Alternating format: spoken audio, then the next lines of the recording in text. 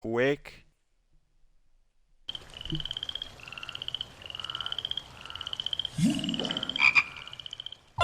Frogwares Games. Unreal Engine.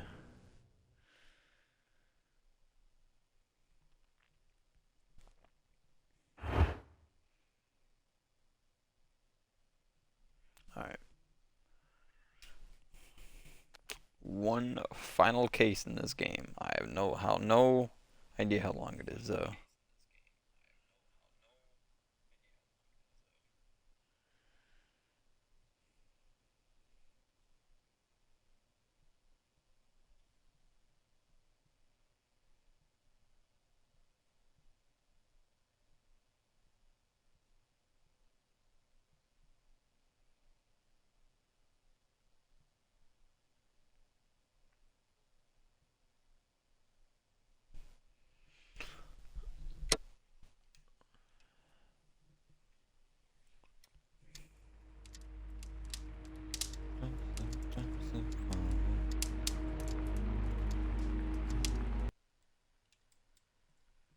A half moon walk.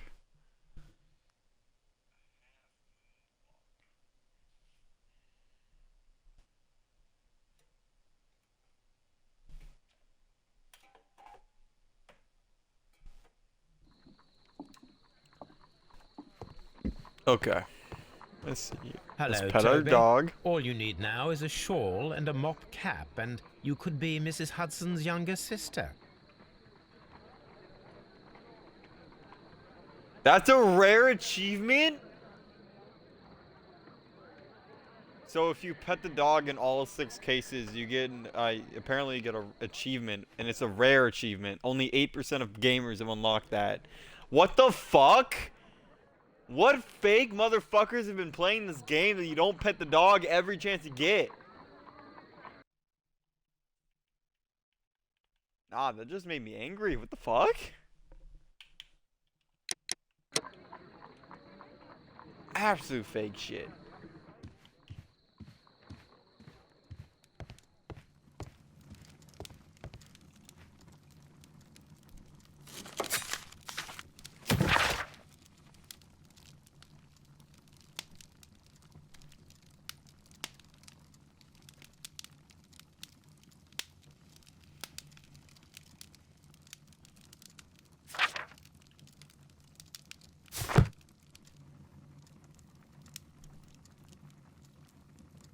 Alright.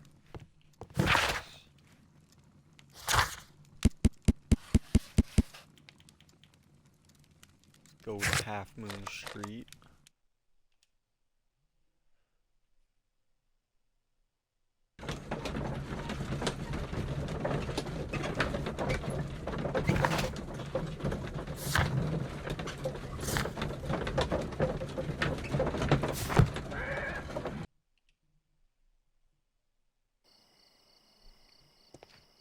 Watson.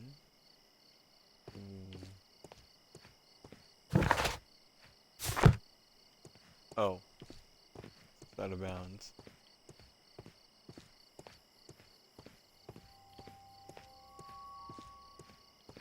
Interesting.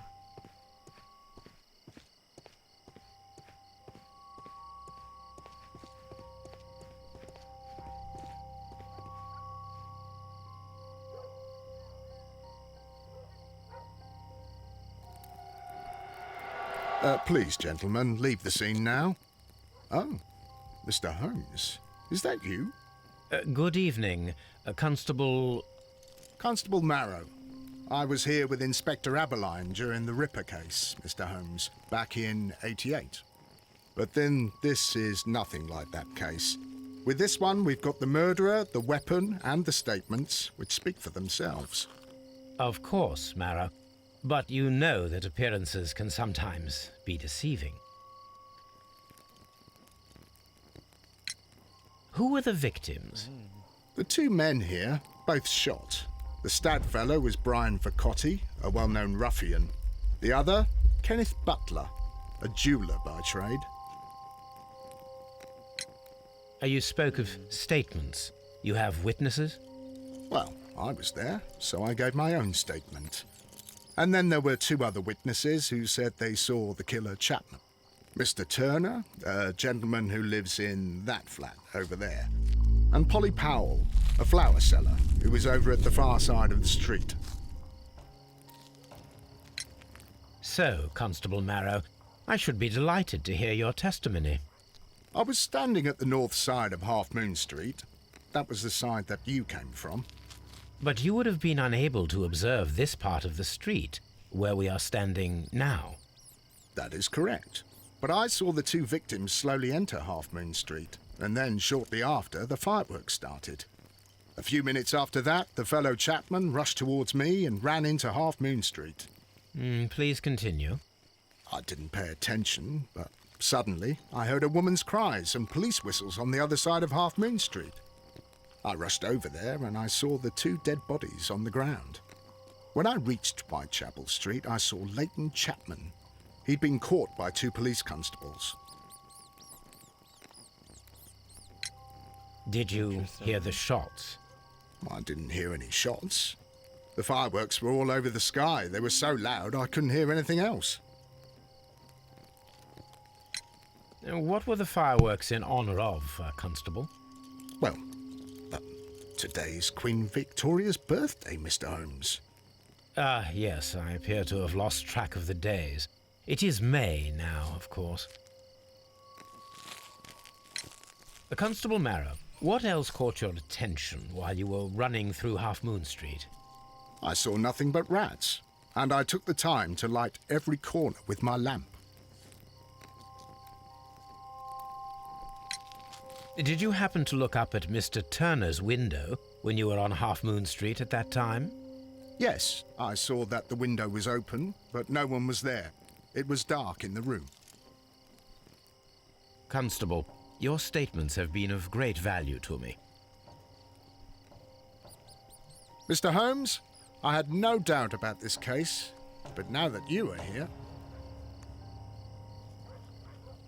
Okay, let's see. Kenneth Butler. Let's examine this dead guy. The bullet struck his head. This man didn't stand a chance. Did you just ask me, does it stank? I don't think so. Fresh body, bullet wound to the head, so I don't think it would stink that much.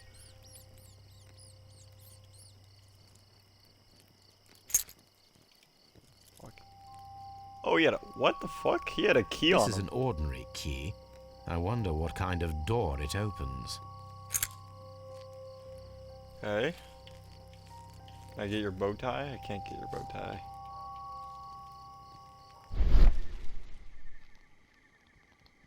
Plate, stuck object. Piece of wood. A piece of wood that has stuck between the cobblestones. Let us take a closer look.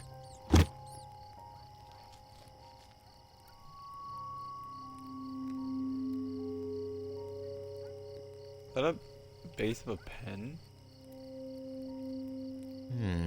This shard of wood is quite new. That's too small. Shape. I mean, it is broken off. It could be part of the murder weapon. But it's a little too small. It's like a finger size.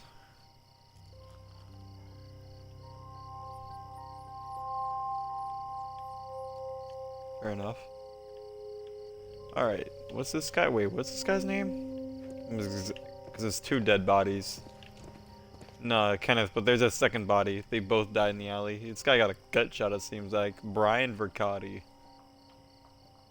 His name is Brian Vercotti. Let's check your left He hand. tried to stop the bleeding with his hand. Death was not instant. Oh, he bled out. Okay.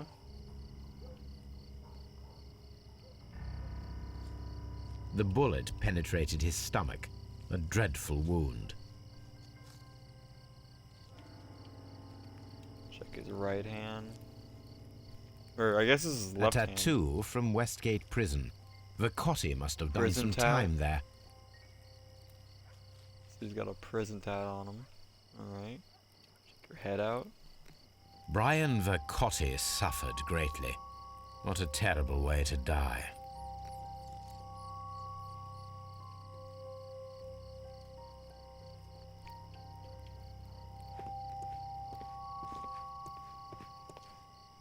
Interesting. Why is this guy just leaning in a doorway looking at us? You don't look like a cop. Who are you? Ryan Turner. No, it's some old man. He's got a little...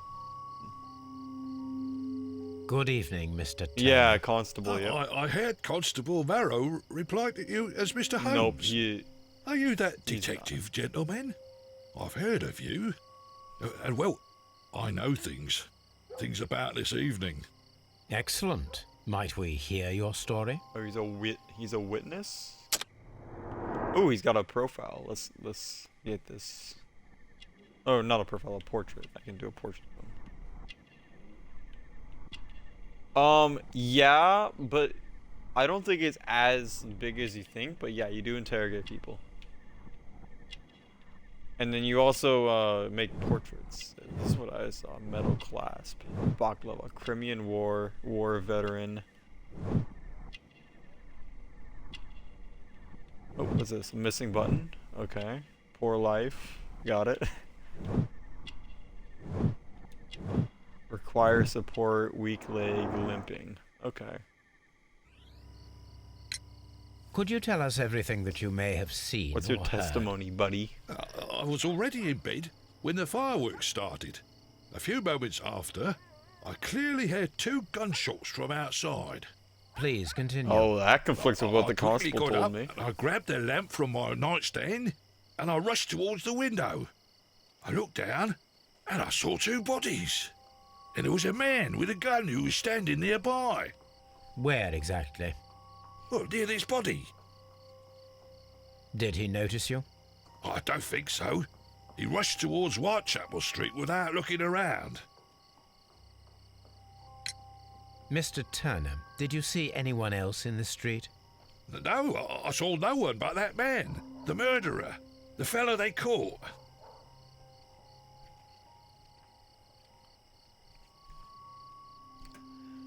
So the constable told me that the shots were fired during the fireworks, but this guy's telling me that the shots are fired. 2 shots were fired after the fireworks ended. Were the 2 shots you heard consecutive? Yes, there was a very short pause between them, and they sounded different somehow. It seemed to me that the Different second shot was sounds, louder than okay. the first. That is an interesting comment. Okay, interesting. Mr. Turner, what were your actions after you stepped up to the window? I was afraid that the man with a gun might return, so I stayed close to the window till I saw the policeman coming in the Half Moon from Whitechapel. Then I walked out to tell them everything I saw. You have helped us a great deal, Mr. Turner. Okay, see, I got some clues. 2 victims, 2 shots.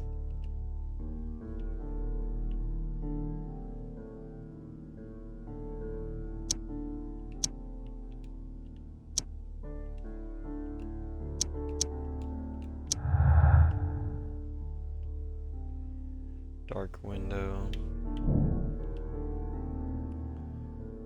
Man at the window. However, this isn't yes. So we got a new quest.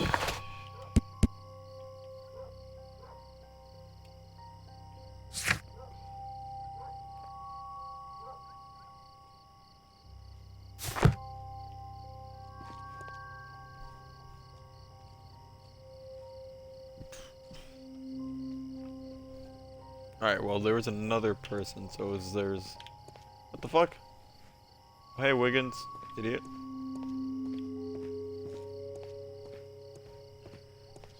Let's see what this woman has to say. She's also another witness. Oh, there's tracks. Interesting. Mrs. Powell? What do you want? My name is Sherlock Holmes. I'm assisting the police with their investigation of the crime that took place this evening. Well, I've I've already gave my testimony. Yo, But she's very kind of well. bad though. Could you tell us everything that you may have seen or heard? Yes, yes. I was selling my flowers as usual. Oh wait, hold on a second.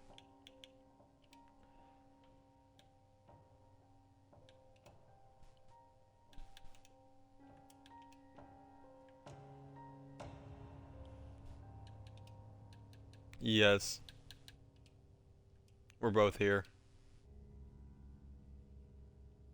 No, he was able. I was able to hear you, Tyler. Zach's just an idiot. Look what I sent you both.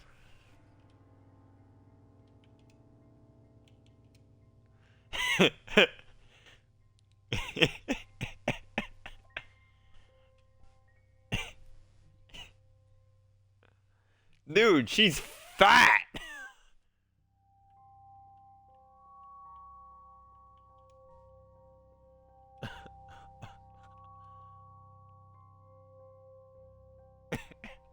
And then the fireworks began in honour of Queen Victoria. I enjoyed those. But then, all of a sudden, a young lad ran out of Half Moon Street and stopped just by me. He had a gun in his hand. He was like a ghost Dude, and all I think you're covered in focusing a little blood. too much on the It was sag. dark, but I could see him because of the flashes from the fireworks. And then? I screamed as loud as I could. I knew that a policeman should be on duty in the vicinity. He had no time to escape. 2 constables got him.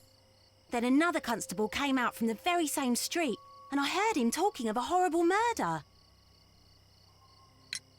Mrs. Powell, did you hear the gunshots? I'm not sure. You know, what with the fireworks? Did you see anyone else leaving Half Moon Street, prior to or at the time of the crime? No, sir, I did not. Even with all the fireworks, I was very attentive, as I'm always on the lookout for customers. My thanks to you, Mrs. Powell. Okay.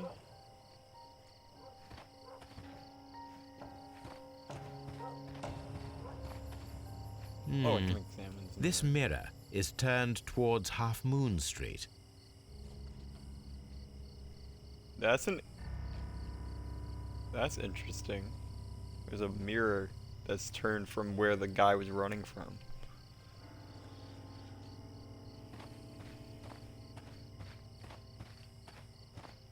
I mean, I was able to examine it, but I don't know. Has a really like a perfect view.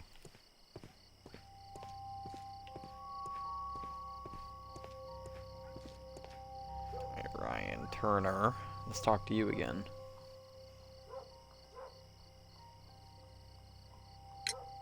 Mr. Turner, you have stated that you remained close by your window after the crime, is that correct? Oh, yes, Mr. Holmes. I stayed at my window until the policeman arrived to examine the dead bodies.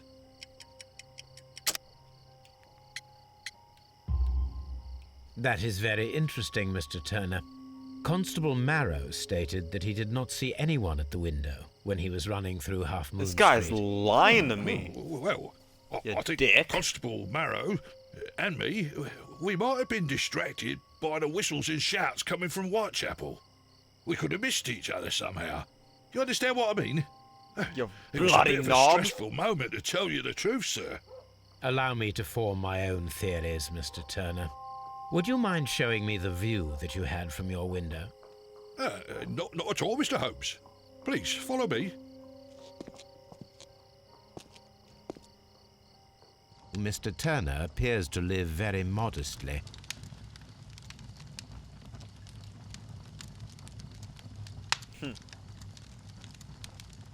This fire is dying out. It was last tended to over an hour ago.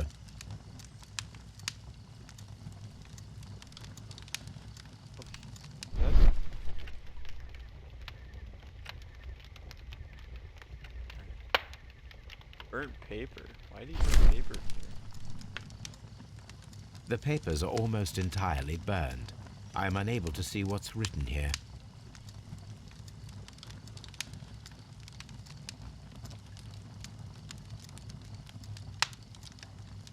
these words are illegible.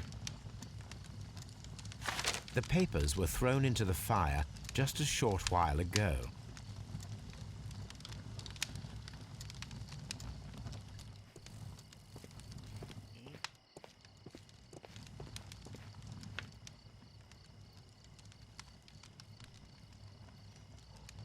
The books on this shelf are in a mess. It looks as though Mr. Turner was trying to find something in a hurry here a short while ago.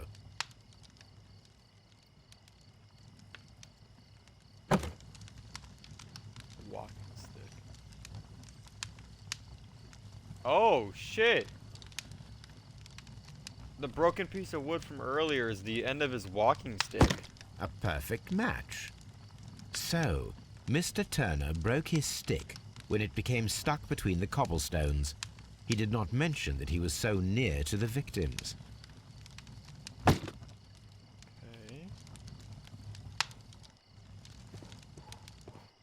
Mr. Turner was roused from his bed by the sound of gunshots.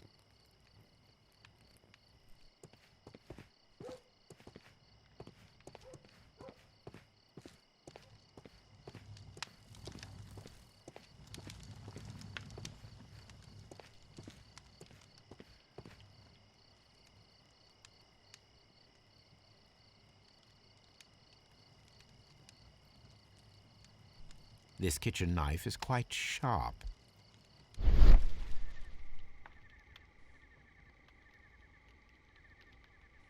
Shredded paper.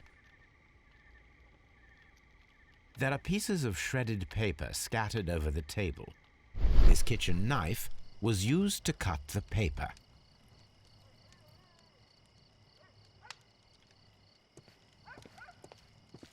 Is this just not paying taxes? Is this what he's doing? So, that's the view Mr. Turner had when he opened the window.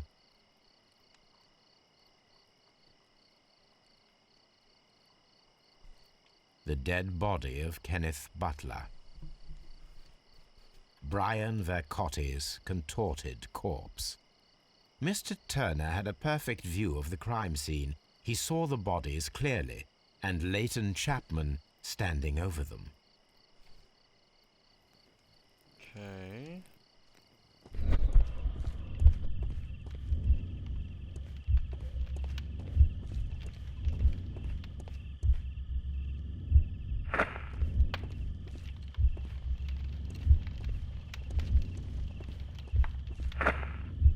Open the window for sure.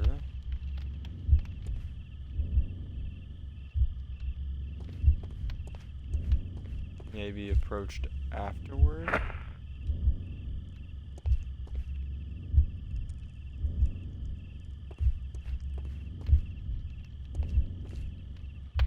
Got back, put his walking stick back.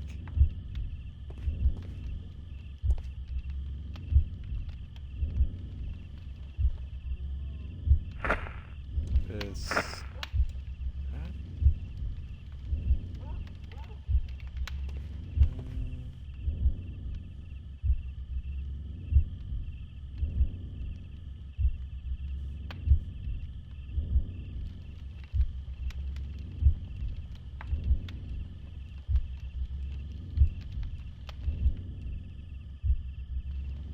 Oh wow, I have to.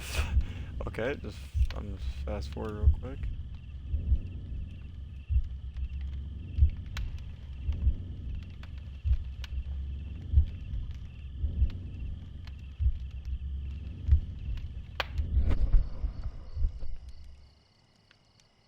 So Mr. Turner used a book to hide an object that he found on Kenneth Butler's body. The question is, what did he find? Hide an object on the body. Why would you hide an object on a body that just died? I can see prints from greasy fingers upon the cover of this book. Let us take a closer look. No, wait, I don't think he killed them, but he went to the dead bodies, got something from one of the bodies, and then brought it into his house. Well now, what a find. A precious jewel I don't think he killed concealed him, though. inside a book. Just fucking weird. A bracelet I don't know yet. with unique ram's head design. A distinctive feature of ancient Grecian artifacts, probably of the Hellenistic era. Is this what he just took? Is this what he really took? Hold on a second.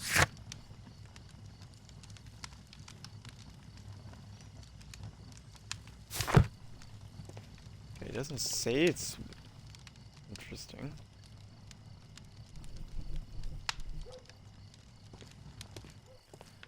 Let me talk to this motherfucker. Hold on.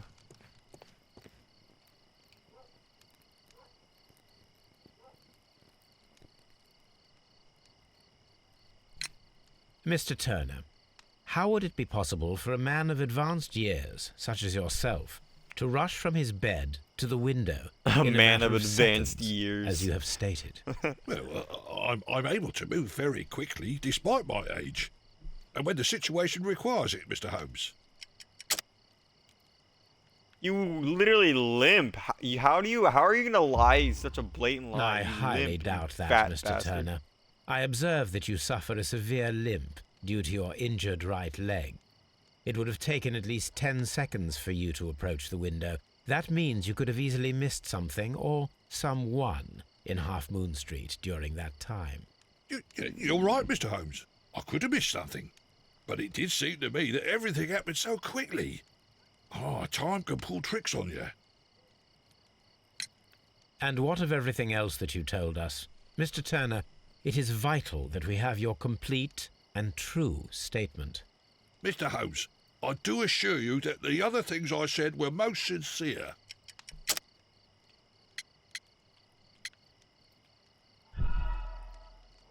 Shit. Mr. Holmes, I do assure you that the other things I said were most sincere. Mr. Turner, you were not sincere with me. Not then and not now. But Mr. Holmes... This, Mr. Turner, does not look like anything that a poor man might possess. It is worth more than the home that you live in. I can explain. No, merely correct me if I am wrong. You saw Leighton Chapman through the window, but you also noticed a glittering object on the ground, this precious jewel. You walked down and took the bracelet from the body of Kenneth Butler, and when you heard the whistles, you hurried away. That broke your walking stick. It caught fast between the cobbles. Constable Marrow was unable to see you in the window as you were climbing up the stairs on your way back to your flat. Upon returning home, you hid the precious jewel inside a book. Mr. Holmes, please don't send me to prison. I didn't do anything bad. Oh, okay, I'm just so a he poor literally man. just stole When I a chanced upon valuable the bracelet bracelet, off one of them. I saw off it as the an dead body opportunity to make a sell. little money. I was That desperate. makes more sense. I only took the bracelet, that's all, I swear. You made a mistake by lying to me. But you are not a criminal. I believe that. Although I must return this bracelet to its rightful owner.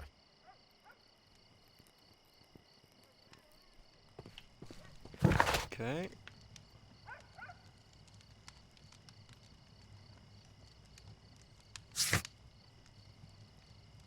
Search the archive. Okay, well, before we do that, let's go to Scotland Yard.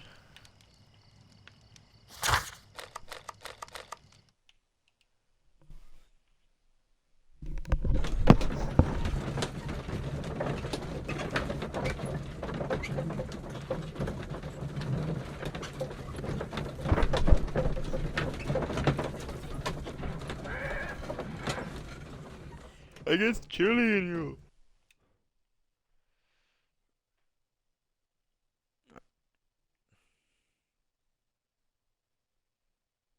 Mr. Holmes, whatever brings you here so late at night? I'm interested in the case of young Leighton Chapman. He was arrested earlier this evening and accused of a double murder. I beg your pardon? That case is quite clear to the police. Or are there any new facts that we don't know about? Who knows, Inspector? Look, you are free to investigate, of course, Mr. Holmes. Chapman was arrested with a revolver in his possession, which you can find in the evidence room. The suspect himself is in custody. Did you find anything else on his person? A few personal belongings. Nothing particular, Mr. Holmes. Thank you, Lestrade. Dude, Lestrade is just a good fucking inspector, bro. This guy is literally just here for the job. I love that. Alright, let's check this guy's belongings out. He's a fucking apple? These cigarettes Rolled are filled with cigarettes. cheap tobacco. Nothing interesting.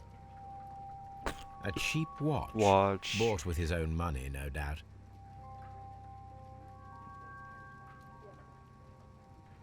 So this is the gun that Leighton was holding when he was caught by the police.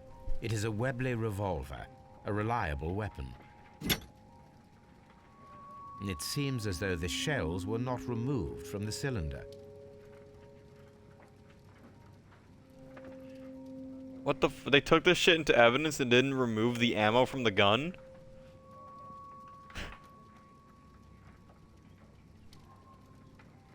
Yeah, but they didn't remove it. It's still loaded.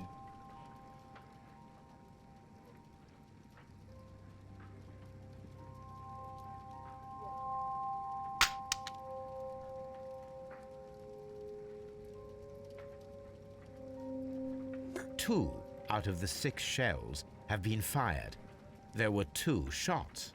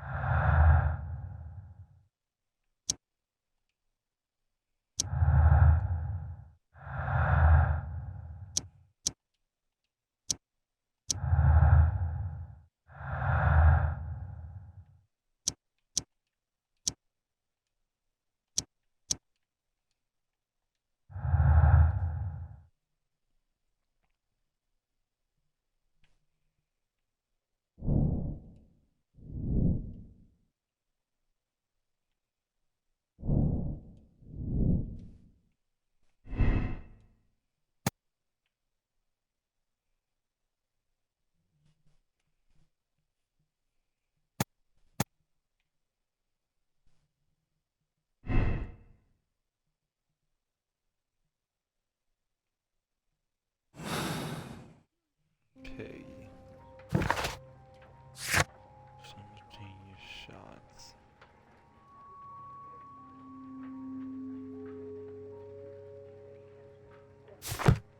Alright, let's go interrogate Leighton.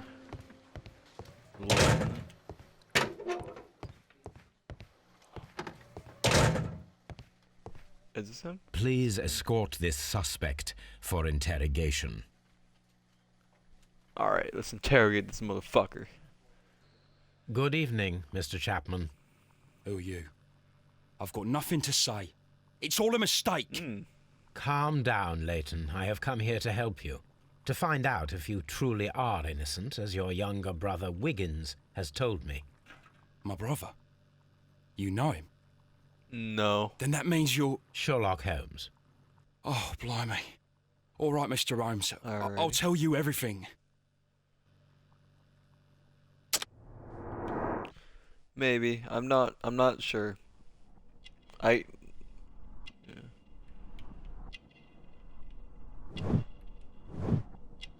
Well, not really if I can, but if I want to. Like,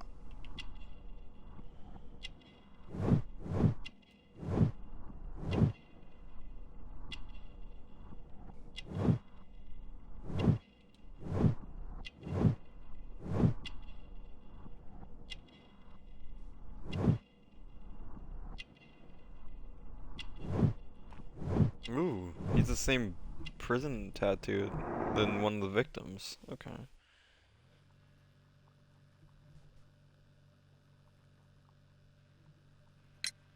Good. Tell me your account of what happened. I left my work and I hurried up to see the fireworks in Whitechapel. I was late, so I decided to cut through Half Moon Street. I saw the first fireworks light up in the sky. I bumped into a constable on a corner before entering Half Moon. Then suddenly, what with all the firework flare, I saw two men. They were both lying flat in the middle of the street. I stopped where I was. I thought about turning back to the police, but as I was thinking of that, I saw a third person.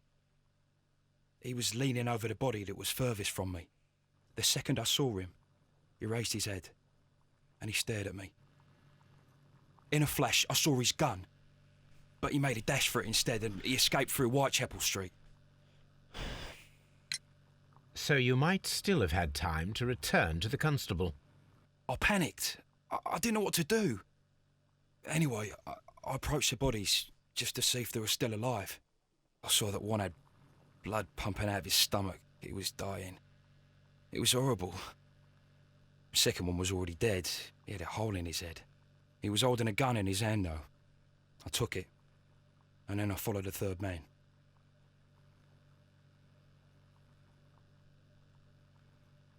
You mean the uncut? Interesting. Pray, continue. I turned a corner, and I saw the man standing in the middle of the street. He seemed to be in some sort of panic. And then, Mr. Holmes, something strange happened. I told the police and they laughed at what I said, but I swear to you, my words are true. I started running towards him. But then I was blinded by a flash.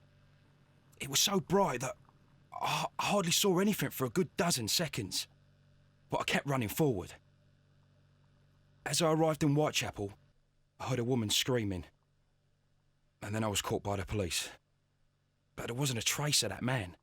Of course, then they found a gun and all that blood. I couldn't see the murderer escaping and all that mess. Perhaps I was still half-blinded at that moment. A thrilling account, my young man. Leighton, are you able to describe the person whom you saw standing in Half Moon Street? Well, I wasn't able to see his face at all. It was too dark, and he was too far away. I could see his silhouette. And what about that? Nothing so special. He was wearing a jacket. He was quite average in size and his weight. I see. Was there anything else that struck you at the time? No. But perhaps it's strange, but I can't remember the sound of his footsteps as he was running away. Perhaps it was because of the fireworks or the surprise of me seeing him. Leighton, I confess I am puzzled. Why should a young lad like you take a gun from the hands of a dead man and set off in pursuit of a probable killer? I know. I keep wondering that, but at the time it was like a reflex. A criminal ought to be arrested, and he was armed. You were willing to risk your life. That was a little foolish, unless you wanted revenge. No, Mr. Holmes. I was just being brave and stupid. I'm sure that you were, but I believe that you may have recognized one of the victims, Brian Vercotti. You knew that gentleman well, did you not? However could you know that? You have a typical tattoo of the Westgate Brotherhood upon your hand. I observed exactly the same mark upon Mr. Vercotti. You came to know him from your sharing a past prison sentence. Am I correct, Mr. Chapman? God. You're right, Mr. Holmes. You're black, Zach. Say Would you it. tell me a little about Brian Vercotti? Say it. We were convicted for a robbery. Once in prison, both of us Say joined one of it. his fraternities. During that year, we Say tried to help it. each other out, you know? You were quite young then, I believe. You aren't Yes, even Mr. Holmes, we saying were. it. We'd only stolen a What'd you pound of say, meat. Zach? After we were released and when I saw what That's my little not what brother I. had become, That's not what I you're decided supposed to to work say. towards living an honest life. You're And not saying Vercotti? it. He had a hard time. You're not. His saying sister had it, died buddy. in a Whitechapel dispensary while he was in prison. He had no family anymore. Our paths split. He fell back into crime. So you lost him. Tyler, say it. Yes. And for around 2 years, Say it. I heard no news of him at all. We shall see you soon, young man. If I say it, I'm gonna get banned.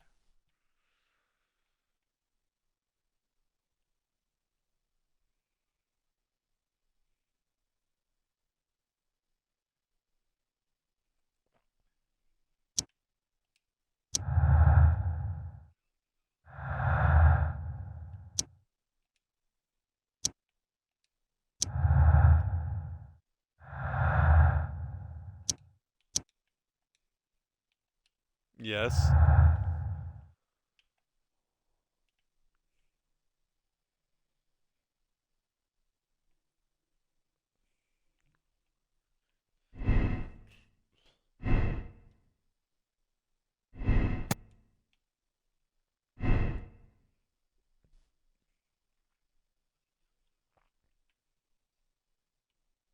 Yeah.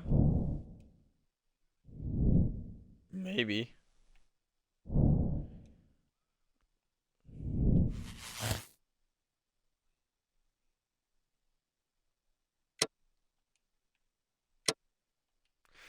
I mean, I have a good group of people that like know PCs, so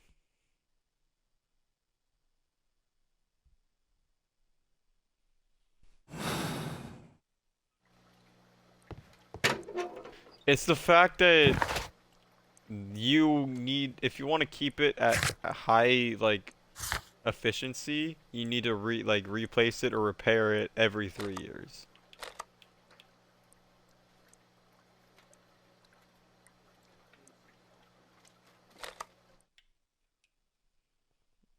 Yeah. They're so annoying to use and also too expensive compared to what I can get with an Xbox.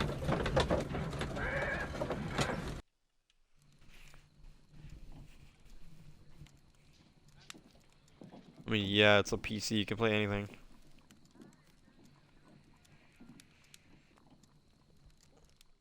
Alright, let me just search my encyclopedias for a bracelet. Deep golden bracelet.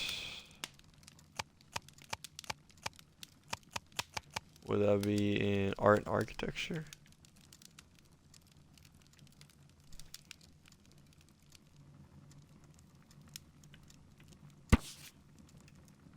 Here it is. I need to continue my research in my archives.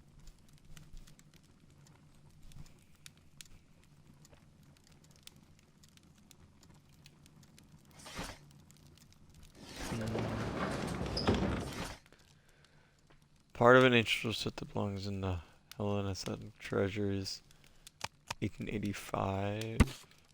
Here it is.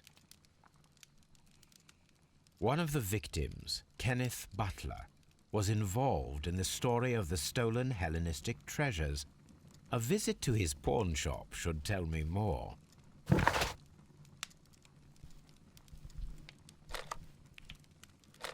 Let's go to the pawn shop.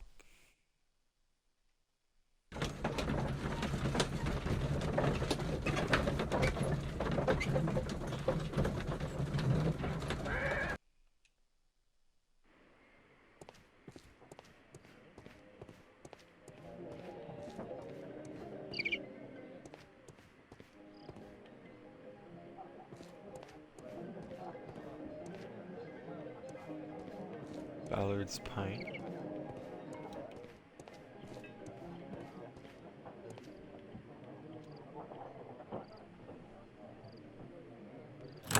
Oh, the Mr. key from the Butler's dead guy key opens his matches door the now. lock perfectly.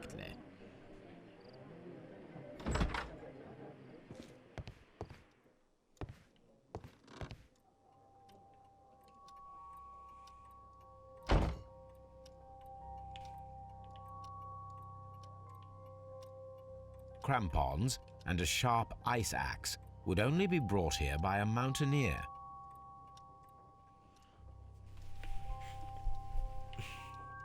Objects manager. We have to come back here at some point.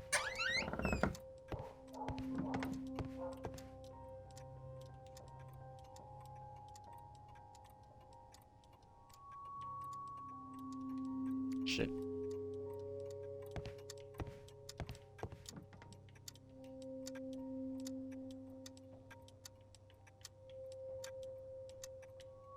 A flare pistol. Flare pistol. Perhaps it was pawned by a destitute sailor.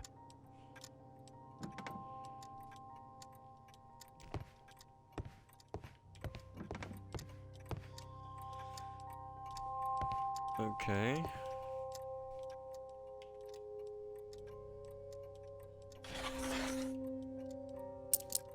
Necklace.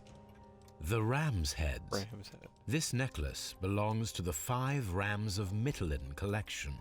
Interesting. Middleini. That means that Kenneth Butler owned a part of this collection all this time, 10 years after the theft. Letter.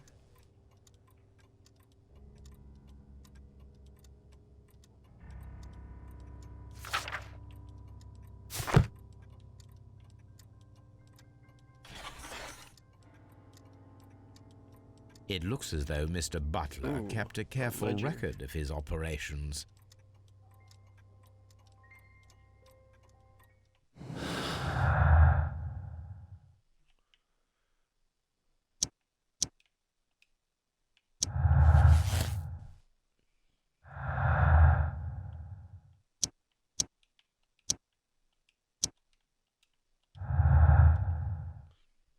Okay. Son.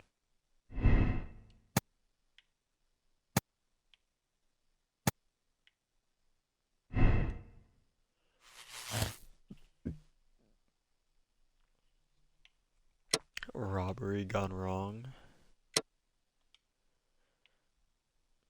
Maybe.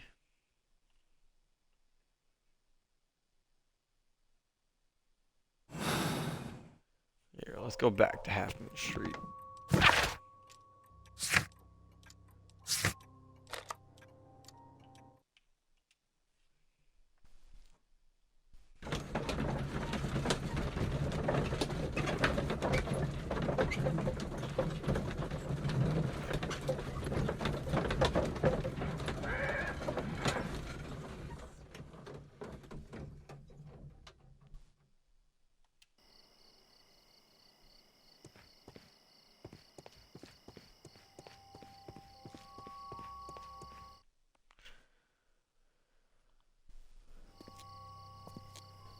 What's up with you, lad?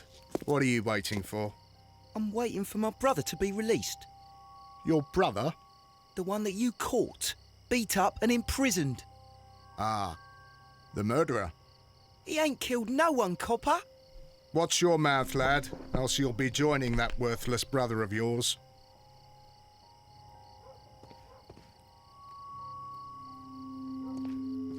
Okay, let's use imagination.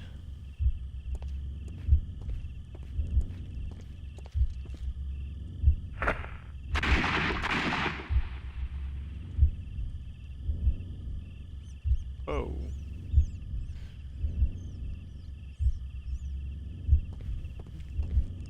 A fairly long pole with a forked end.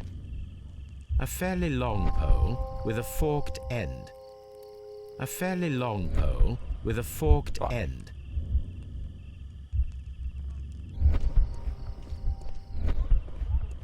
I am unable to see any higher. I need to find something to lift my lamp.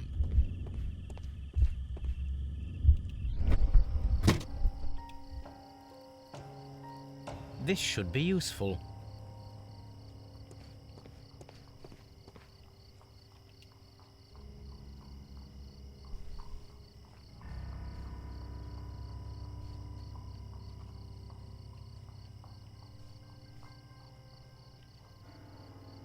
This is most definitely a bullet hole. The brick cracks are fresh. Watson, there was a third shot fired in this street. Okay.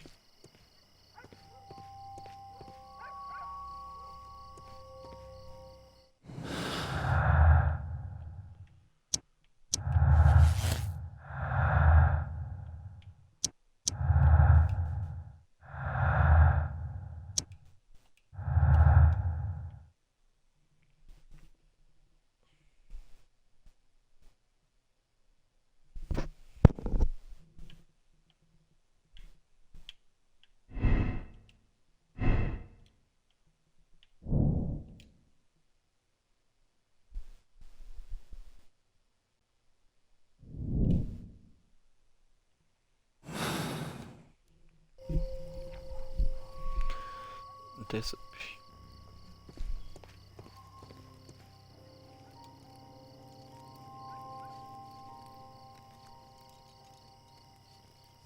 Constable Marrow, I would value your assistance in this investigation.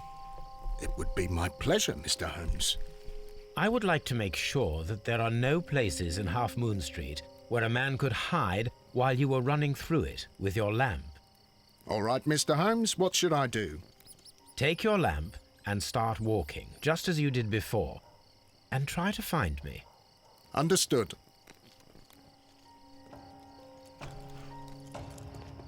Just check for hiding spots.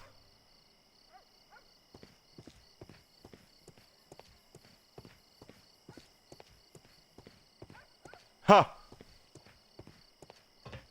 I can see you very well, Mr. Holmes. All right, Constable. Let's try again. I'll find another place to hide.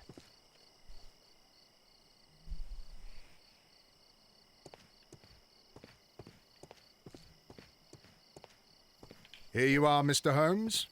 All right, Constable. Let's try again. I'll find another place to hide.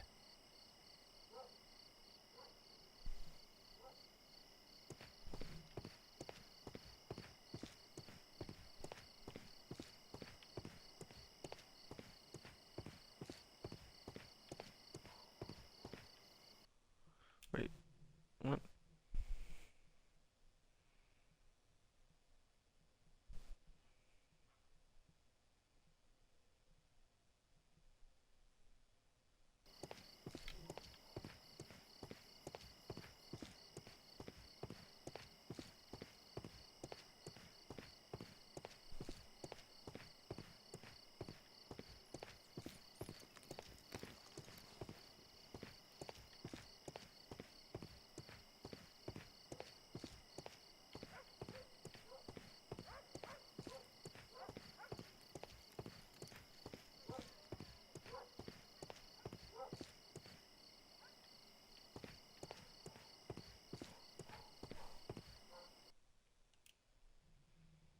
Wait.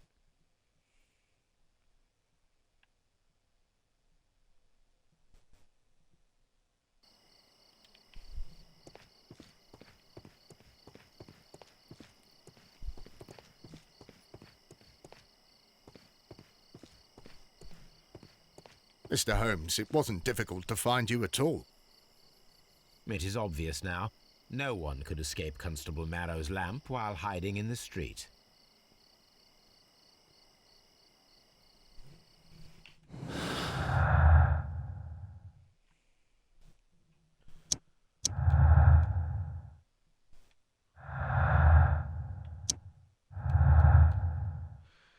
Okay.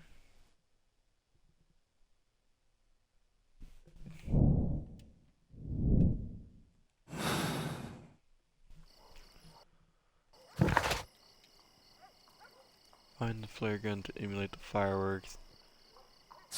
Okay, so that's back at the pawn shop.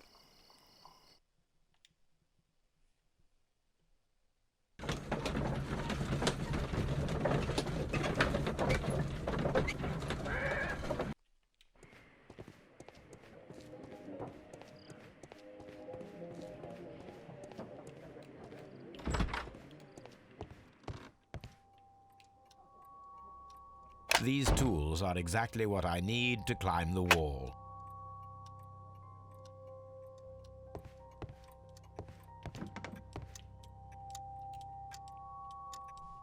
This is exactly what we need in order to imitate the flash of the fireworks.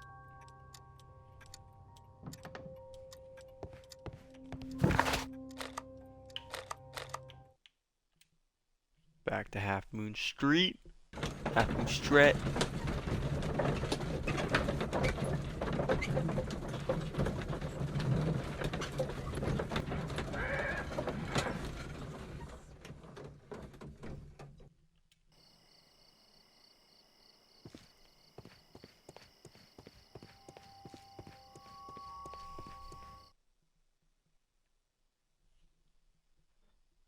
Why are you looking at me all the time like that?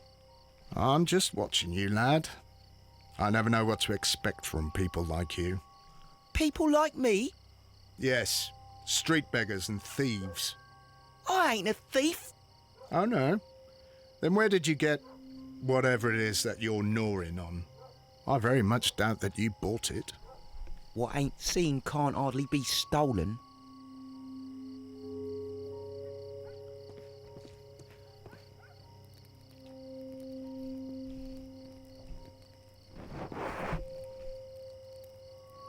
Constable Marrow, Watson, I would like to perform another kind of reenactment with your help. I'm listening, Mr. Holmes. I want to check if Leighton's testimony can be trusted. If someone could vanish into thin air at a specific moment. But Holmes, I don't see how. I am going to be the mysterious gentleman whom Leighton followed. I will stand exactly where he saw him before he was blinded by the flash. Watson, you will be Leighton. When I fire the signal flare, you should start to chase me. I understand, Holmes. You, Constable Marrow, just play your part and do exactly as you did. Just, please, wait 5 seconds after the signal flare. I doubt that Polly Powell would have screamed any earlier. As you say, Mr. Holmes. Let us begin then. Catch me if you can.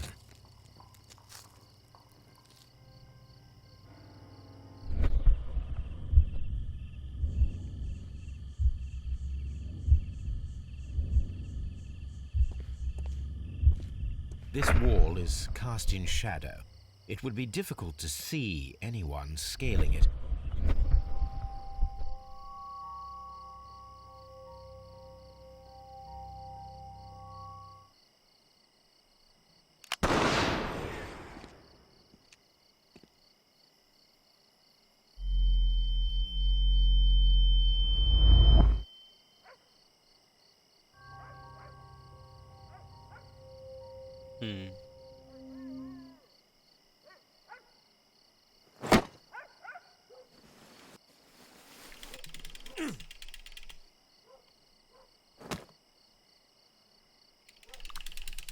I can barely see anything.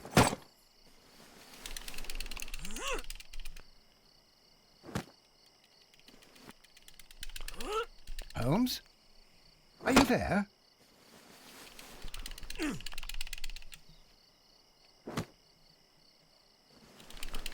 Where is he? My God, a man can't just disappear like that.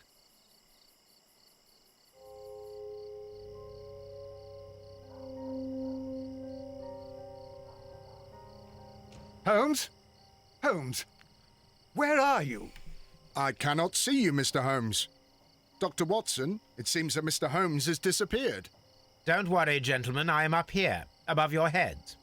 How on earth did you get up there, Holmes? I am using crampons and a climbing axe, although the person we are looking for did not leave any traces of such tools. Constable, is there any way to get to the top of this building? Yes, Mr. Holmes, I can show you. The door to the building can be found from Whitechapel Street. Gentlemen, I am on my way down.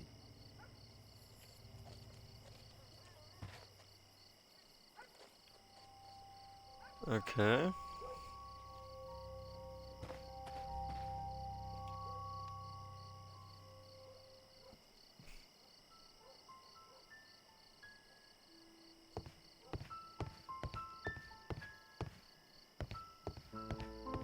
These shards of glass are from the window above.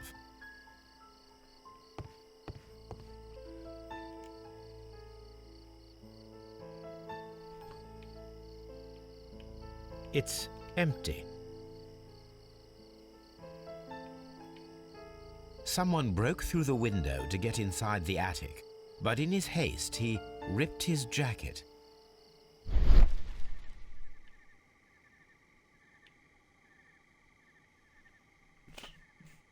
A cluster of thick black threads.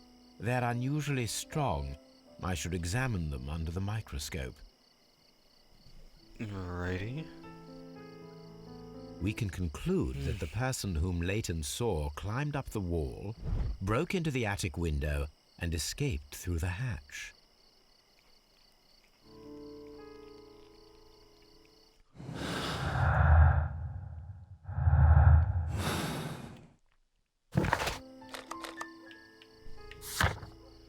see. Perform analysis. Back to Baker Street.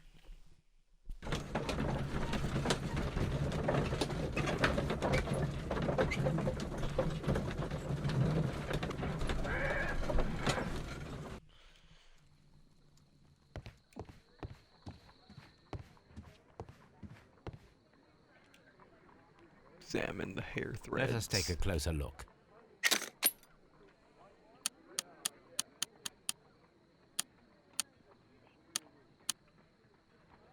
It is not a thread, but a hair. I very much doubt that it is human. I Not need to human compare hair? this sample with a human hair and a horse hair. A shaving brush is usually made from horsehair. Watson, could you please pass me your shaving brush? Here you are. Watson, look, what's outside the window? Well, I don't see anything. Ouch! Holmes! Oh, don't make such Yo, a fuss. One little hair. Holmes just pulled to look outside the window and fucking yoinked one of Watson's hairs. Human hair is significantly thinner than the black sample. The horsehair is thinner than the hair that we found. So, this black hair belongs to an animal, and it is larger than a horse. A hair from a large and exotic animal.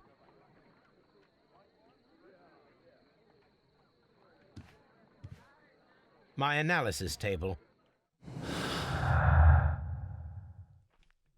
Okay.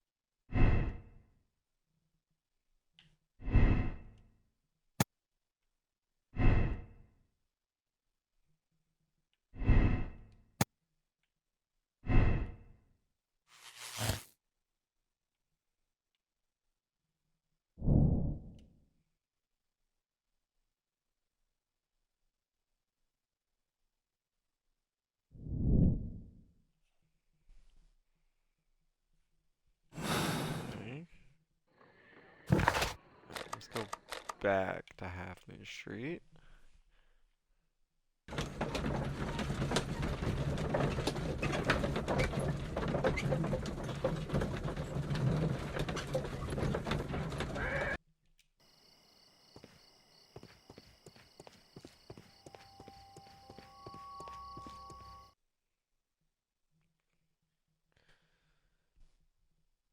Wiggins, my lad, what are you doing here? You'd best be leaving and be quick about it.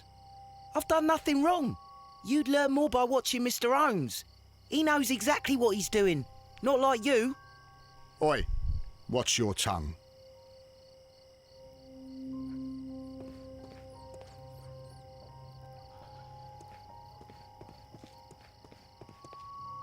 Dude, this guy needs a... Wiggins is just being a nuisance at this point. Holy. Mr. Holmes? Nosy little We brat. have good news for you, Wiggins.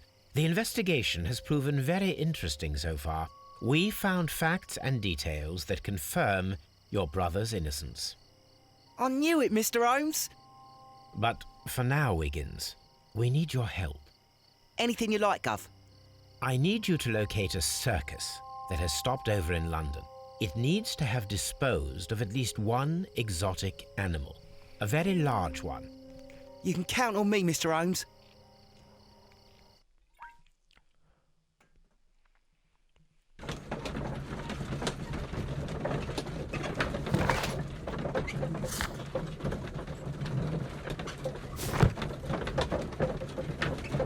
Okay.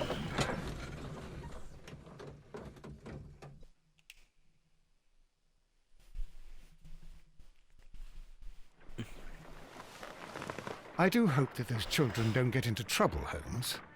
Don't worry, Watson. I predict some news in 7 seconds. Mr. Holmes, we found it.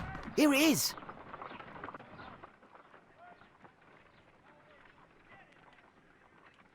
And this is a young Indian elephant, the highlight of the show. Indian elephant. Duval Brothers, a well-known travelling circus that is currently stopped in London. I believe that is exactly the type of circus we are looking for. I'll pay it a visit.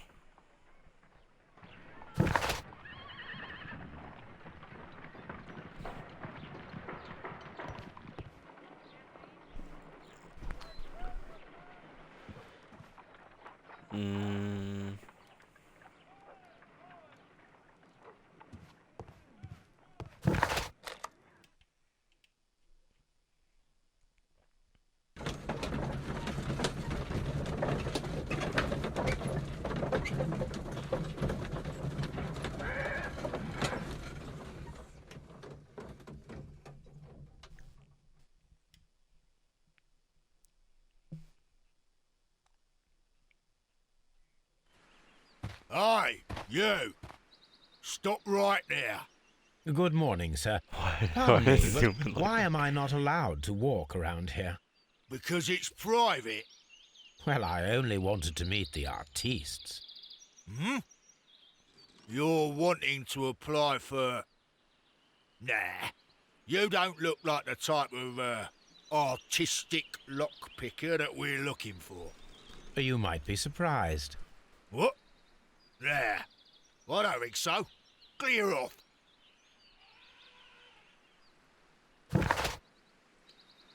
Okay.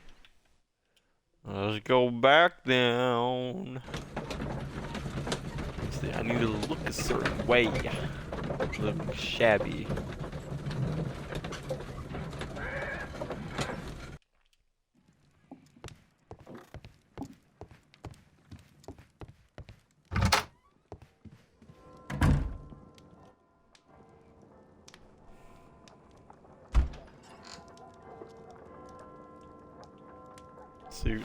Suit. Bandit outfit? Maple tail.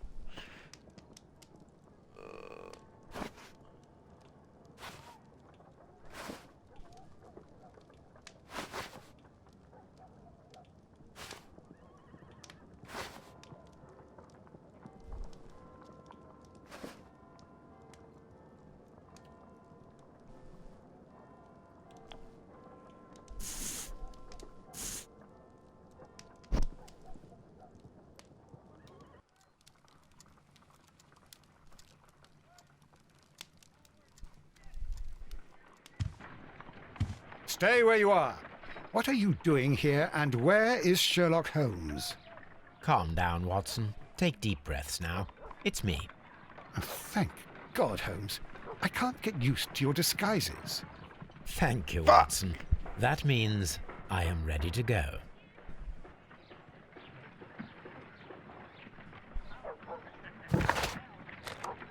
Okay, back to the circus.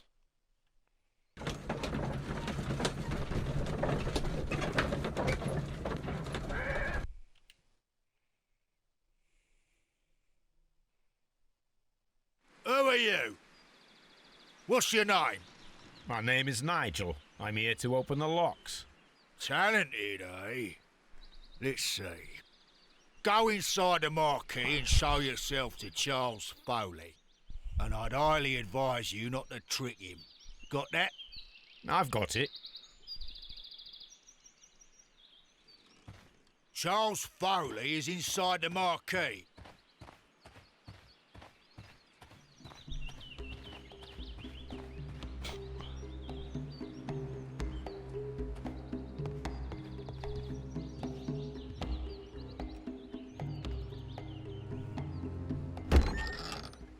So, everything is here, just as you asked. Now what about the money? Some of the barrels are wet. Transportation issues, it couldn't be helped. Whatever. We'll be here after midnight to pick up the supplies. I want to be paid first. No. You'll be paid after we make the transfer, as I said. Right? I hope that no one saw you. The police are on the lookout. Of course not. I'm a professional. Glad to hear it. Be ready for tonight, then. Yeah, be ready, boy. Be ready, boy. This wooden barrel is damaged. It is difficult to say what is inside. There is a spot on this barrel that was intentionally painted out. The crest of the Honourable Artillery Company. Could it be gunpowder? I need to be sure.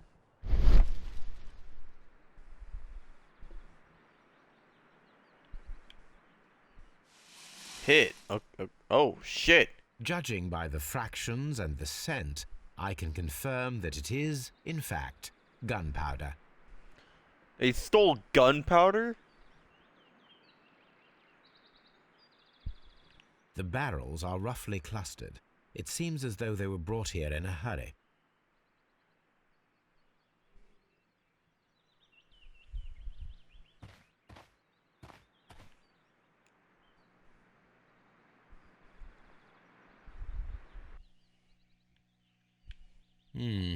There are enough posters to paste across half of London's walls. That's a picture of a contemporary gentleman wearing a Robin Hood hat. Interesting. From lambs into lions. Those are words of encouragement and defiance. This poster was clearly made to fire up rebellion amongst the people. This printing press is old, but still quite capable of printing hundreds of pages per day.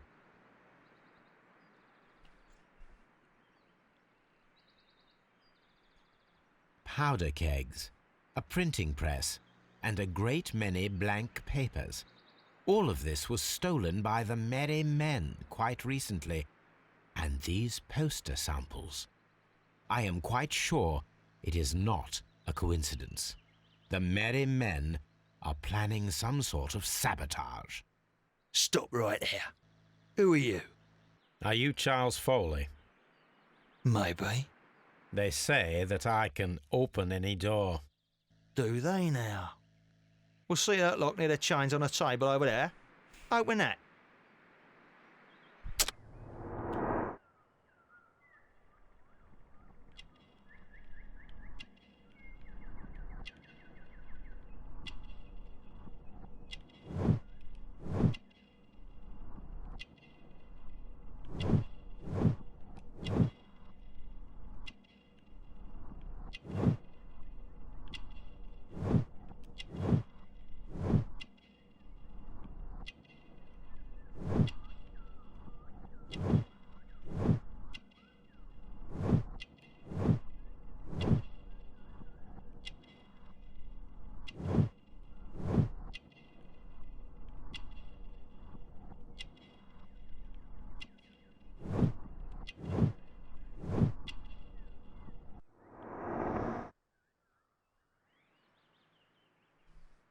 Oh, hey, I got an achievement. Nice.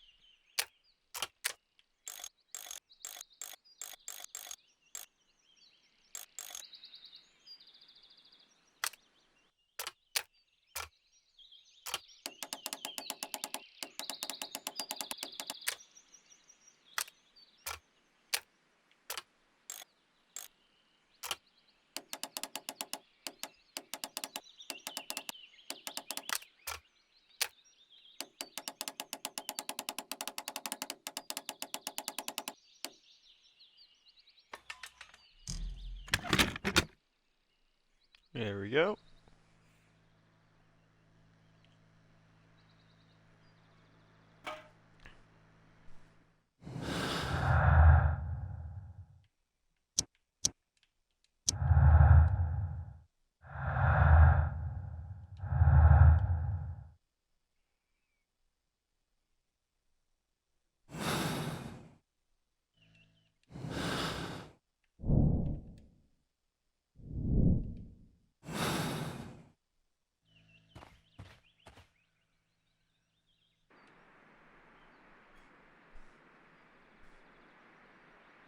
Ah, well, they're right. What's your name? Nigel Shirley, from York. Ah, Nigel from York. Never heard anything about you. How'd you hear about me?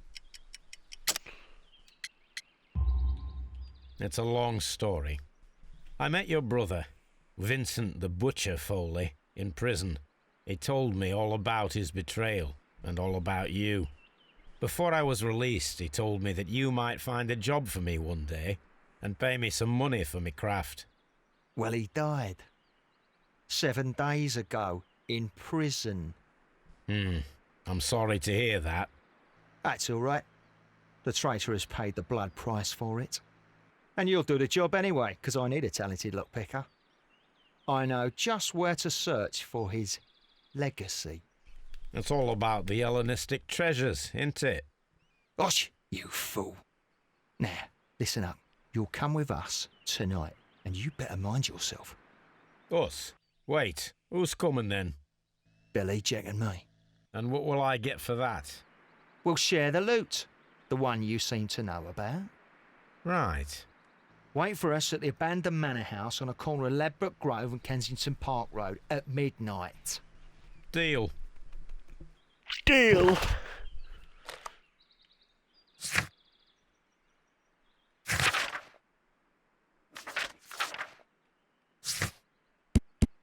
Nice. I got all the portraits. Hell yeah.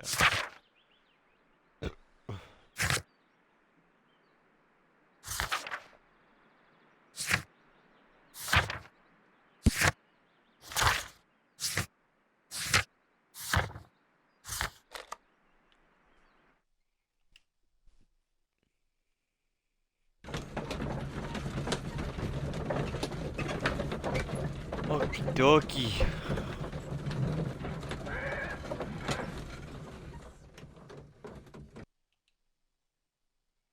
Here I am at the manor. Somewhere inside it are the Hellenistic treasures. This lock is quite... Oh, wow.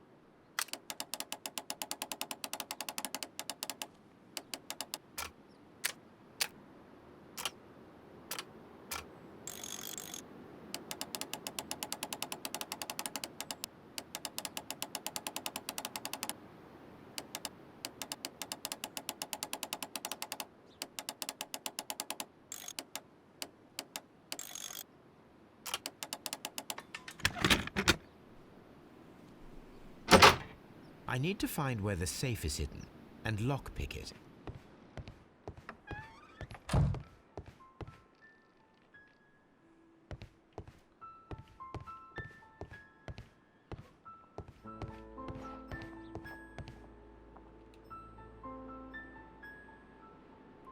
Several books have fallen from the shelves. This cupboard is an absolute mess. It seems as though this cupboard can be moved. I'll give it a try.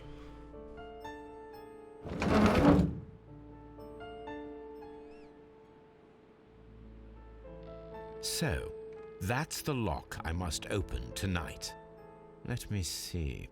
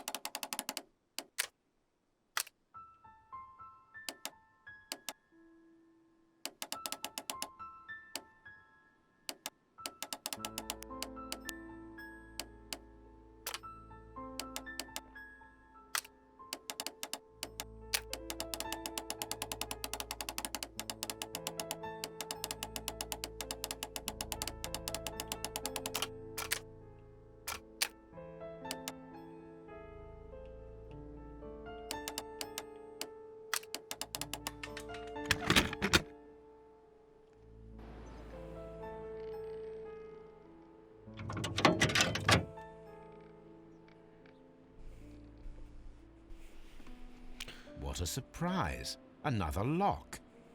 And I won't be able to pick it. I recall that precious key around Foley's neck. It might prove a decent fit. I suppose they hired me to only open the first lock. Let us wait for the thieves, trap them, and find out. Let us check the thieves' possible escape routes in the event that they are caught off guard by the police from the front door.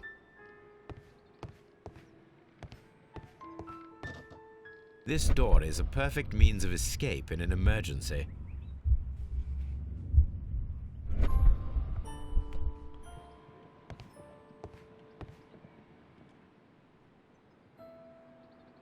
A solid rope.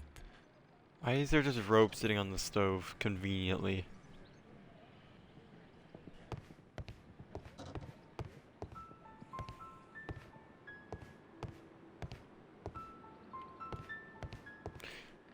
Why is there conveniently a sledgehammer in the living room? I wonder what this old chandelier is chandelier doing on the floor. It looks as though it was poorly attached. I suppose that the thieves already tried to open the lock with this formidable hammer, but they were unsuccessful.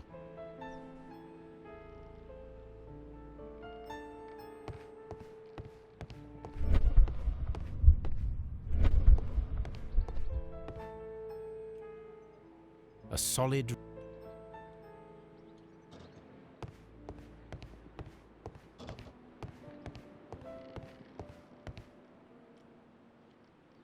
I wonder...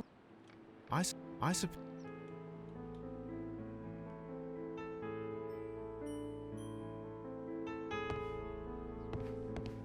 Let me take the rope, though.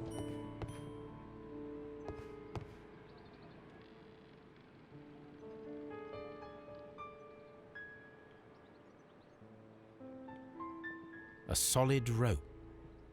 A solid...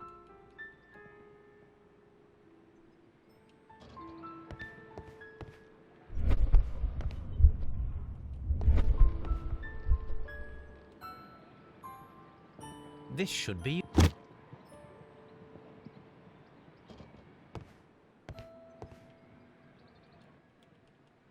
A solid...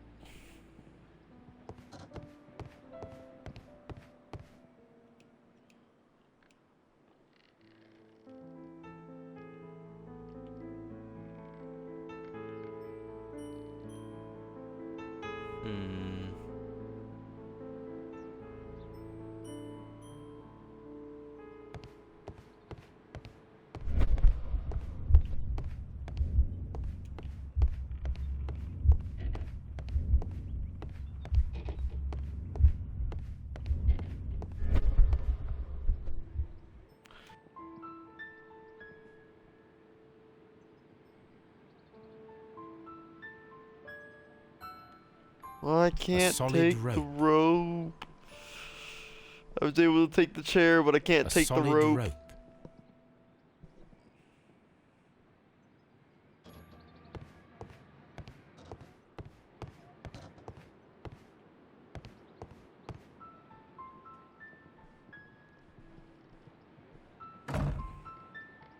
The door is now blocked.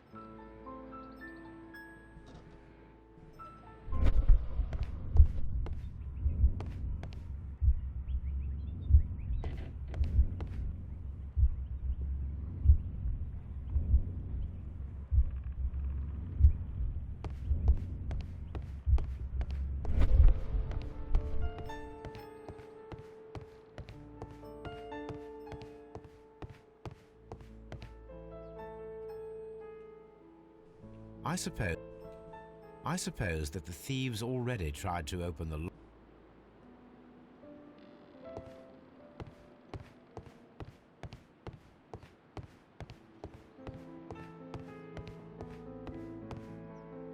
The door is now blocked.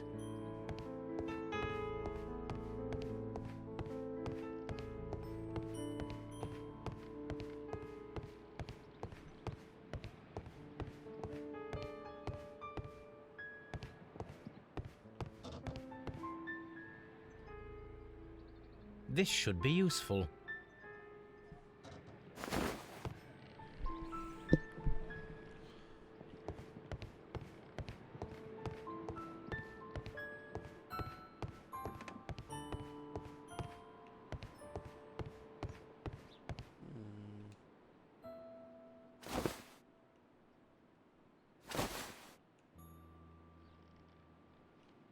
Now, if anyone takes the hammer, the rope will uncoil and make the chandelier fall.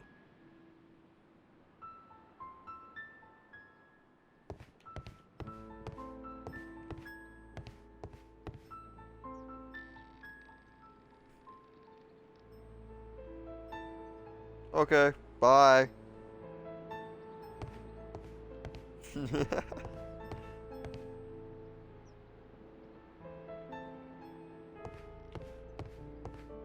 Maybe, nope, yes.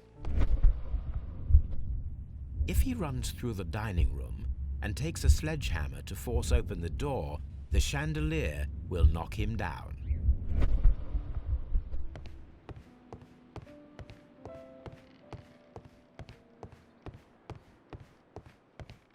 See ya, good night.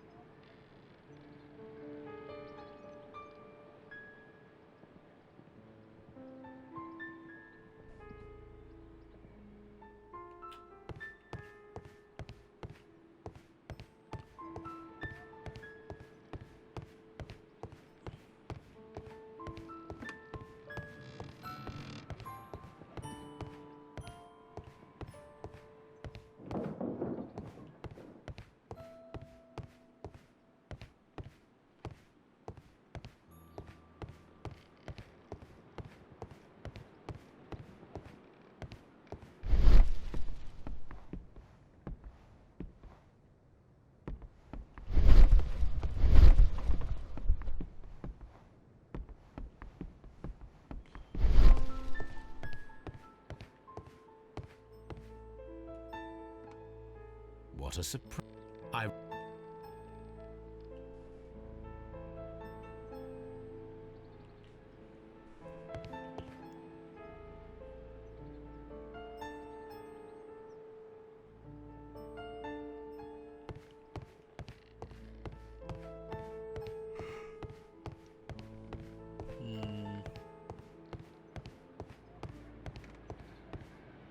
The ground floor window is a perfect way to escape the police.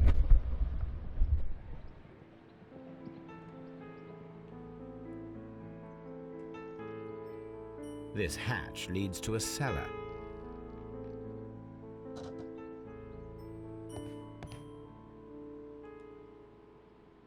This hatch.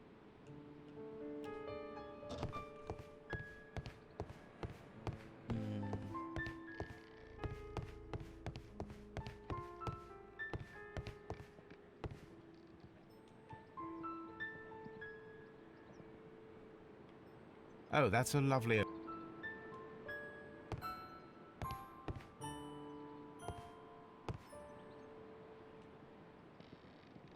Oh, that's a lovely old carpet.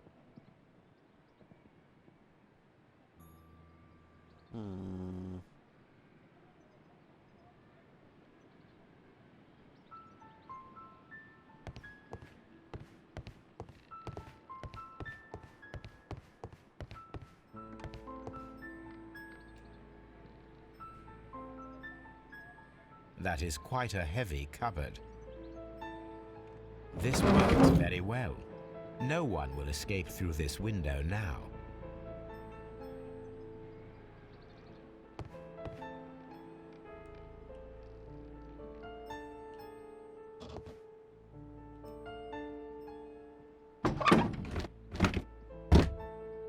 There is no ladder. If anyone falls here, he will need assistance to get out. Literal trapdoor.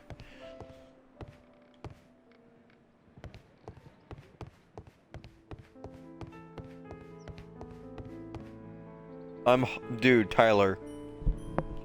I'm home aloneing This should be a useful. fucking house right now. Absolute booby traps everywhere.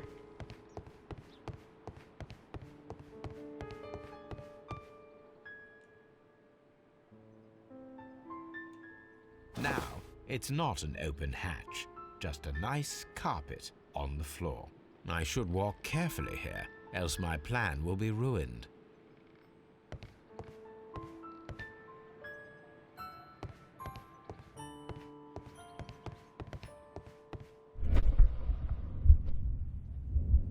Now, if a thief runs through the kitchen, he'll pay a surprise visit to the cellar.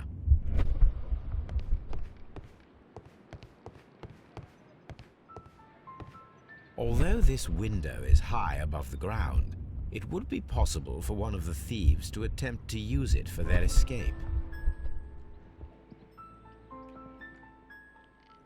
This should be...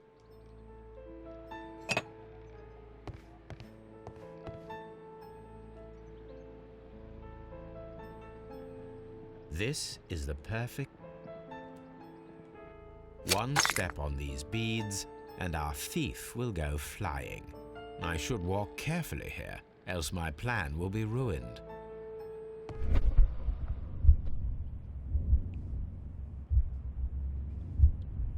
Any thief who finds his way upstairs will roll down very quickly.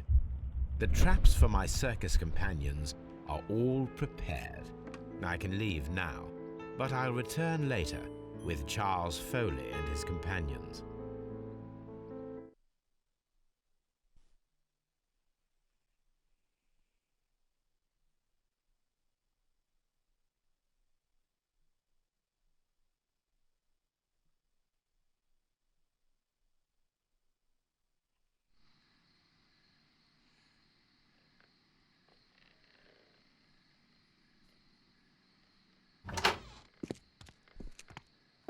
Police! Police!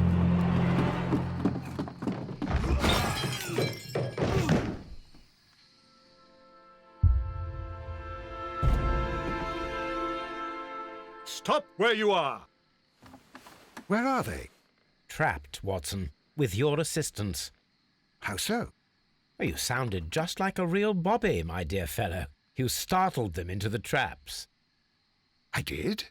I assure you, Watson, it was quite an entertaining show. They will not escape the house now.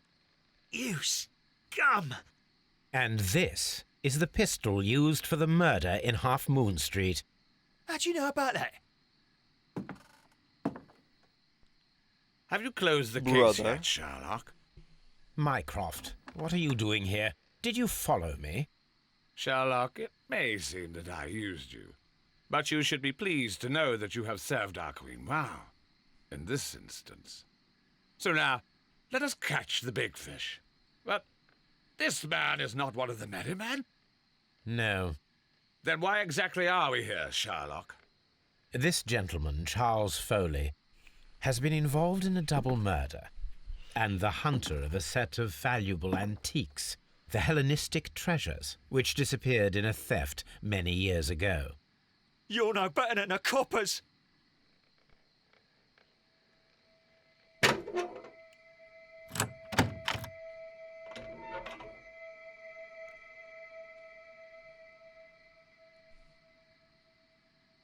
Holmes, that is incredible.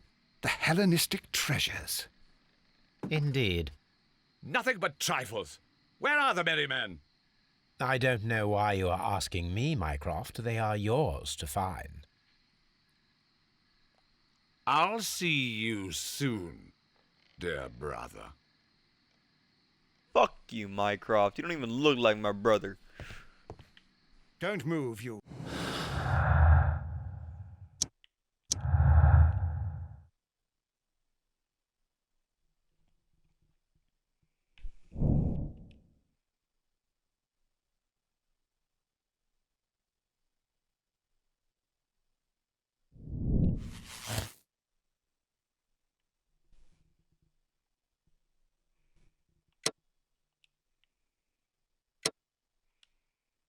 Oh, hell yeah. I'm just that fucking thorough. I just got the a rare achievement for reaching all the possible conclusions in the game.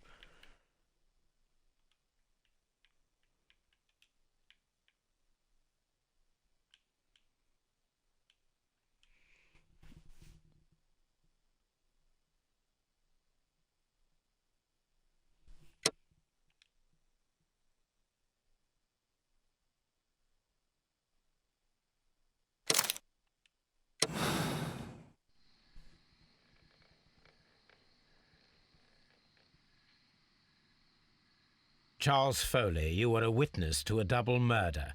You were standing next to Vercotti when Butler fired at your accomplice. The jeweler missed him, but they proceeded to kill each other with simultaneous shots. Even if your intention was to retrieve the stolen treasure, you did not intend to kill. I shall inform Inspector Lestrade of that fact, so your sentence should be the lighter. You are a fine gentleman, with your fake pity. I do what I think is right. It is never due to pity. Farewell, Foley. I shall leave now, Watson. Gentlemen, please take our friends here into custody. Where are you going? I have unfinished business. I'll see you at Baker Street.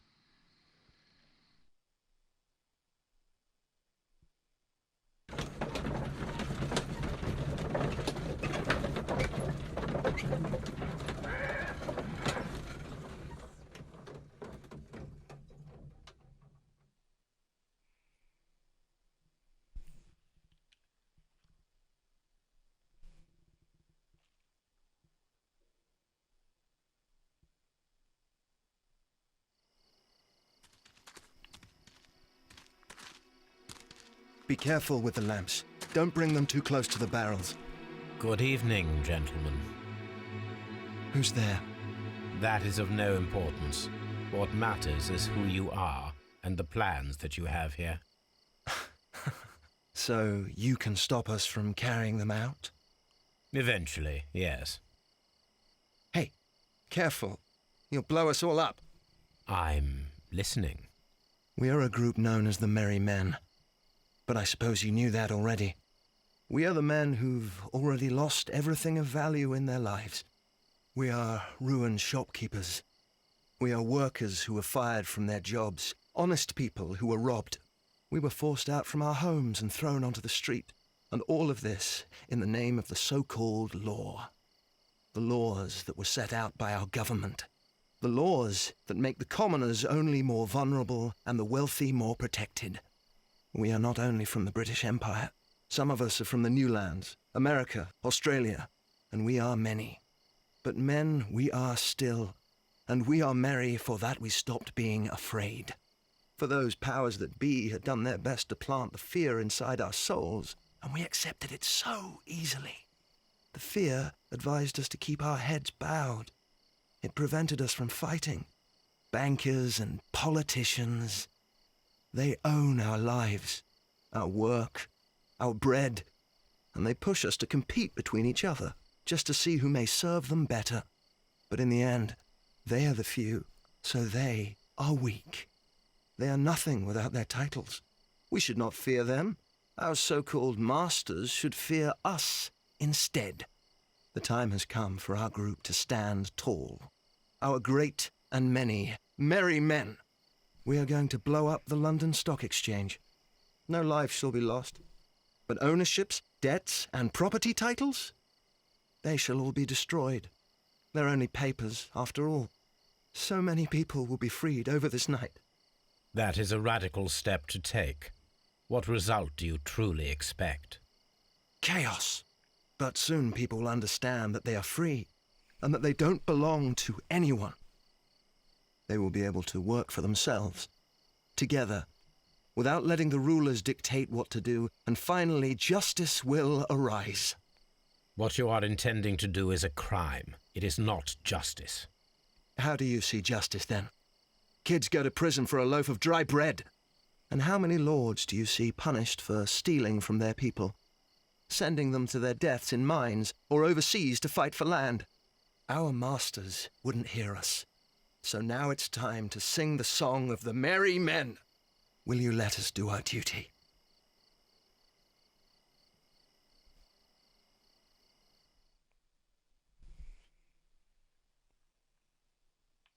Yeah.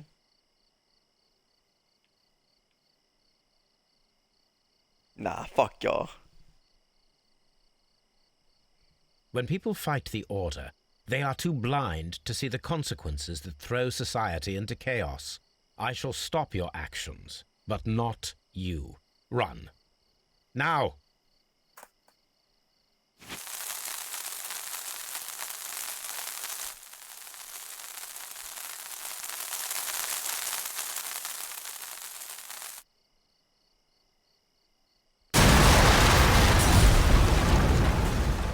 I feel like there's supposed to be music, but there's no music.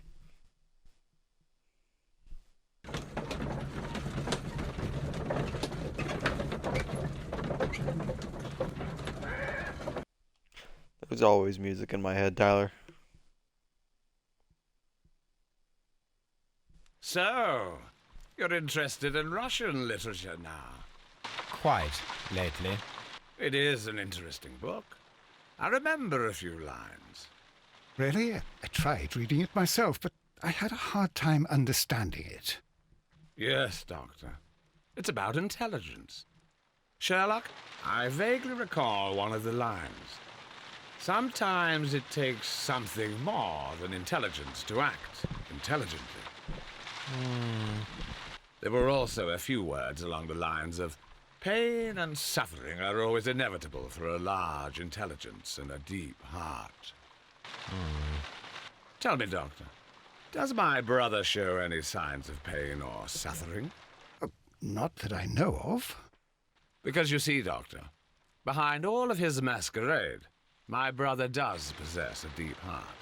So deep that he does not recall where he places his love. Well, I'm sure that...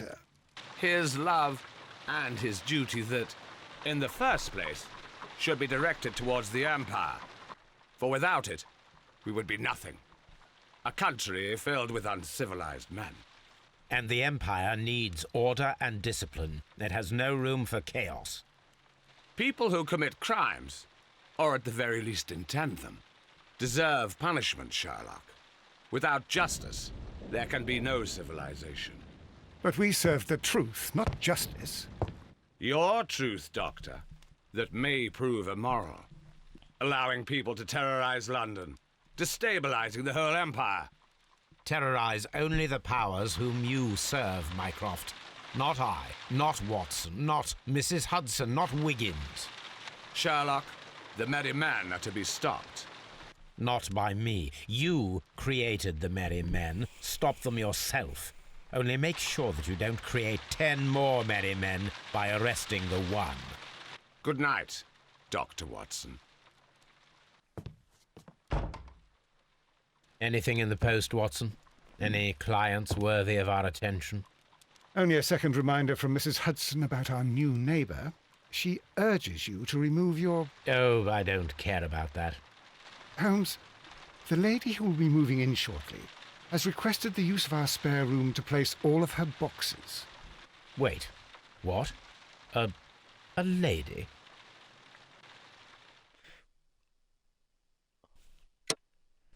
Which... Sherlock's so smart, but one of the things he can never understand is a woman's brain.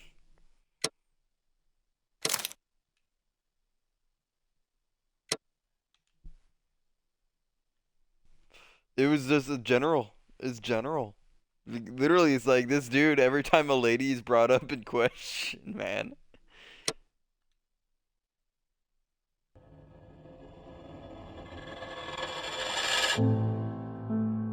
Let's go. I finished.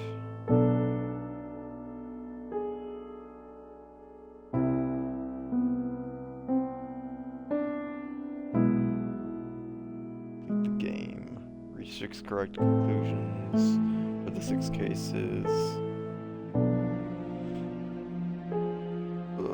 Finish Half Moon case. Okay, so 3 achievements so far to finish the game. Any others?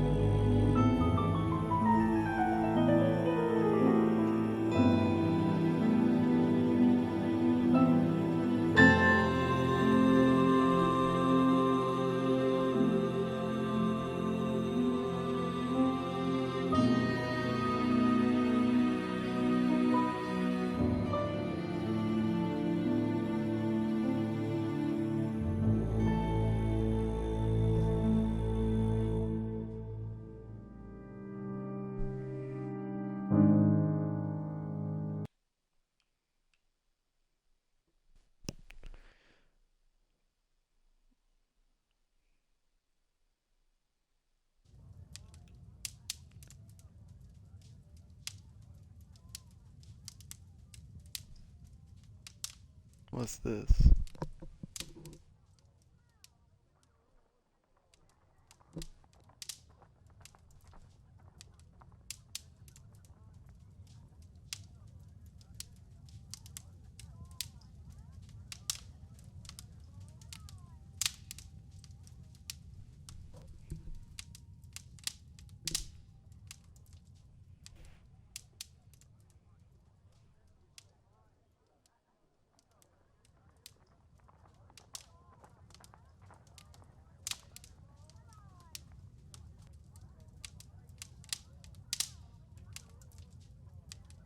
Or you just smoking a cigarette by the fire.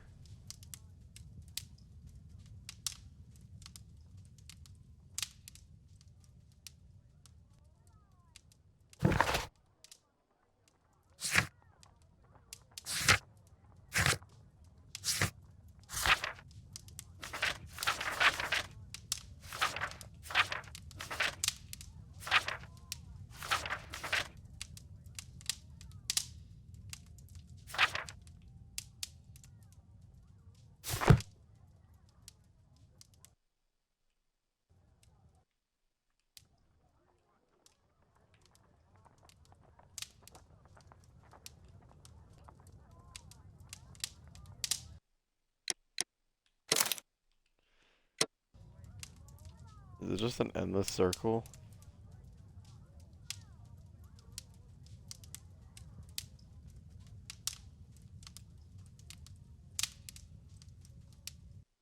I guess so.